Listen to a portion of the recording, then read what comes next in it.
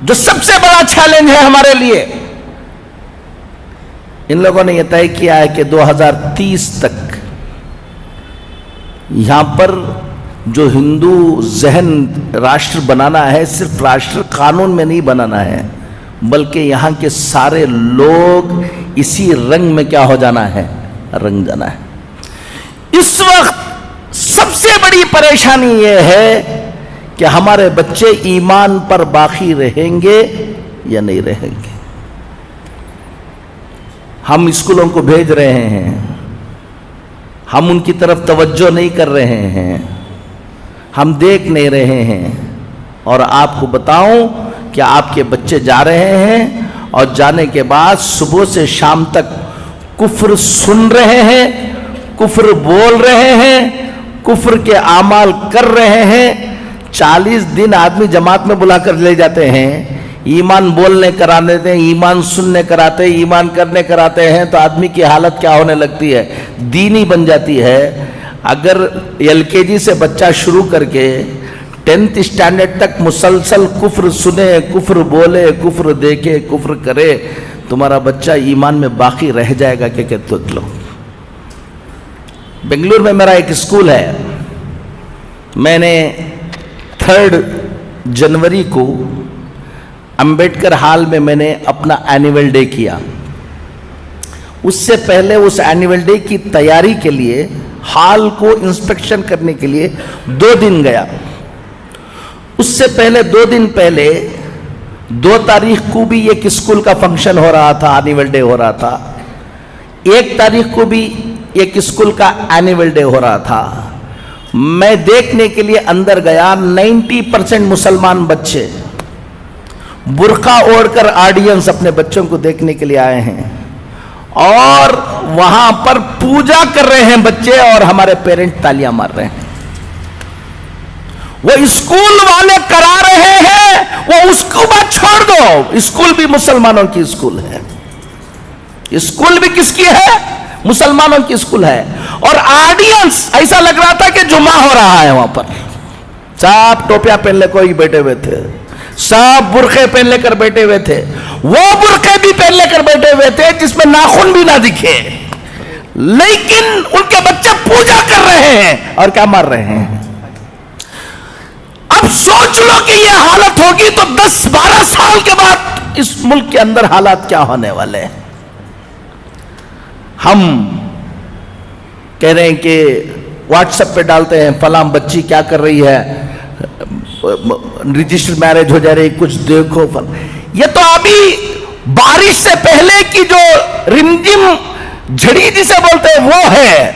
12 سال کے بعد ابھی یہ سلیبس پورا یہ ہونے کے بعد جو تمہارے محلوں میں تمہارے گھروں میں ہوگا تم اندازہ نہیں لگا پاؤ گے۔ ایک بات آپ سب کو میں بتاتا ہوں، آج 2 باتیں آپ کو بتا کر جاؤں گا۔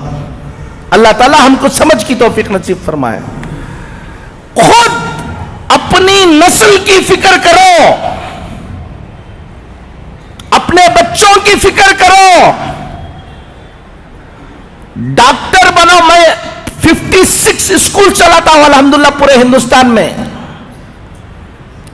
تاکہ ہمارے بچے ڈاکٹر بنے، انجینئر بنے، ماڈرن ایجوکیشن میں آگے آئے۔ میں اس کا دائی ہوں۔ میں کہہ رہا ہوں آپ کو، صرف ڈاکٹر، صرف انجینئر یہ تمہاری فکر ہے تو یاد رکھ لینا، ڈاکٹر تو انہیں بن جائے گا، ایمان میں باقی نہیں رہے گا، خون کے آنسو رونا پڑے گا۔ وہ انجینئر تو بن جائے گا۔ ایک بچی ایک غیر مسلم کے پیچھے بھاگ گئی، وہ لوگ پورے مل کر میرے پاس آئے اور آ کر کہنے لگے کہ مولانا ہم فلاں ہیں فلاں ہیں، رو رہے تھے، دکھ سے بلبلا رہے تھے، ہماری بچی غیر مسلم کے ساتھ شادی کر لے رہی ہے، کیا کرنا، کوئی حل بتائیے آپ۔ اور میں نے کہا کہ کون سی اسکول میں پڑھایا ہے تم نے؟ تو اسکول بتایا انہوں نے، وہ اسکول جہاں کفر ہی کفر ہے۔ اب وہ جوش میں آ کر ان کے باپ نے مجھ سے کہا، حضرت میرا بس چل جائے تو میری بچی کو میں قتل کر دوں۔ میں نے اس سے کہا تیرا بس چل نہیں رہا اس لیے قتل نہیں کر رہا, تیرا بس چلا تو تم اس کو قتل کر دیتے ہو بول رہے ہو. میں ایک بات بتاؤں تم کو, میرا بس چلتا تو تم کو قتل کر دیتا تھا میں. وہ بچی کی غلطی نہیں ہے. اگر آج سے 10 سال پہلے, 12 سال پہلے, 15 سال پہلے اگر تم کو آ کر میں کہتا اس اسکول میں, جس اسکول میں جا رہے ہو اس کا ذہن یہ بننے والا ہے, تم خیال کرو کہ ایسی اسکول میں داخلہ کرو جہاں اس کا کیا رہے, ایمان باقی رہے, تو تم مولانا کو کہتے کہ مولانا آپ بیکورڈ ہیں. تم بہت فارورڈ بن رہے تھے نا, لے لو. آپ کو بتا رہا ہوں, دیندار گھروں کے بچے ایمان میں باقی رہنا. علی گڑھ گیا تھا میں, حضرت مولانا حکیم کلیم الدین صاحب دامت برکاتہم اللہ ان کی عمر کو دراز فرمائے, وہاں گیا.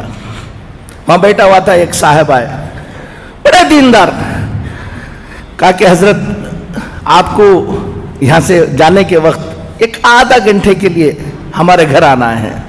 کہا کیا بات ہے؟ ایک لڑکی غیر مسلم ہو گئی ہے,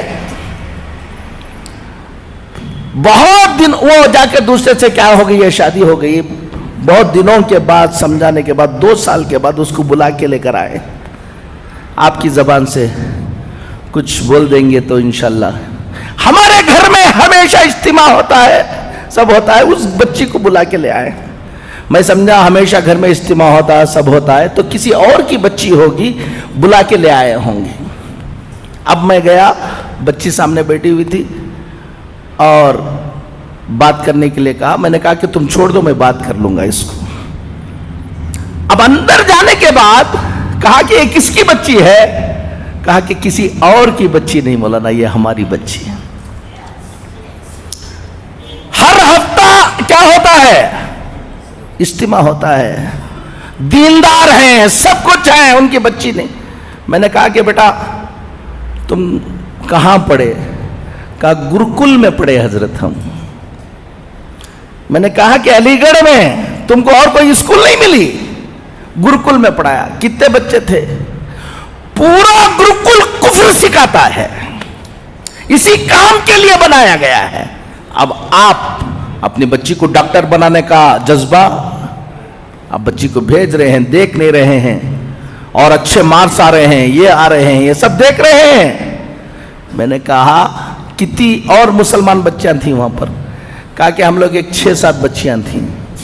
کیا کیا پروگرام ہوتے تھے, کیا کیا, اب پورا بتایا. میں نے ان کو بلا کر بتایا, ہفتے میں 1 مرتبہ تم گھر میں بٹھا کر اس بچی کو اجتماع سنا رہے تھے, اور صبح کو اٹھے تو شام تک وہ کفر سنا رہے تھے.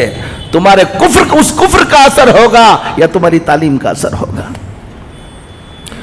ایک بات ذمہ داروں کو کہتا ہوں, اپنے اپنے علاقے کے اندر ٹیوشن سینٹر شروع کرو. بچے اسکولوں کو جائیں, ٹیوشن کو آئیں, اور ٹیوشن کو آ کر جو ٹیوشن پڑھانے کے وقت جو کتابوں کے اندر کفر لکھا ہوا ہے, ٹیوشن بھی پڑھائیں اور کفر کو کلیریفائی بھی کرے ہمارے ٹیچرز. اس سے بچوں کے ایمان کی حفاظت ہوگی. دوسری, مکتب کے نظام کو کیا کرو, مضبوط کرو. پہلے واجب تھا تو اب فرض ہے. اگر کوئی گھمنڈ کر کے میرا بچہ میں فلان جگہ پڑھا لوں گا, فلان جگہ پڑھاؤں گا, مکتب کو نہیں بھیجے گا, 15-20 سال کے بعد خون کے آنسو رونے کے علاوہ کچھ نہیں رہے گا, یاد رکھ لینا. ایک بات تو سب سے اہم اس وقت یہ ہے کہ اپنے بچوں کے ایمان کی حفاظت کی فکریں کرو, محنتیں کرو. ٹائم کم ہے, سوچیں گے نہیں.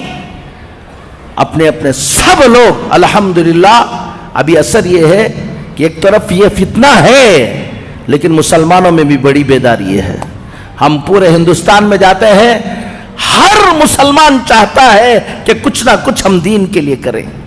خاموشی کے ساتھ کام کرنے والوں کی ایک بڑی تعداد ابھی پیدا ہو گئی جو کیا کر رہے ہیں, کام کر رہے ہیں. آپ کو بھی, نوجوانوں کو کہتا ہوں, سب کو کہتا ہوں, اپنا وقت اور اپنا پیسہ, اپنی دولت थोड़ा सा पेट पर पत्थर बांध लो, लेकिन अपनी इस आने वाली नस्ल की हिफाजत की मेहनत में लगाओ।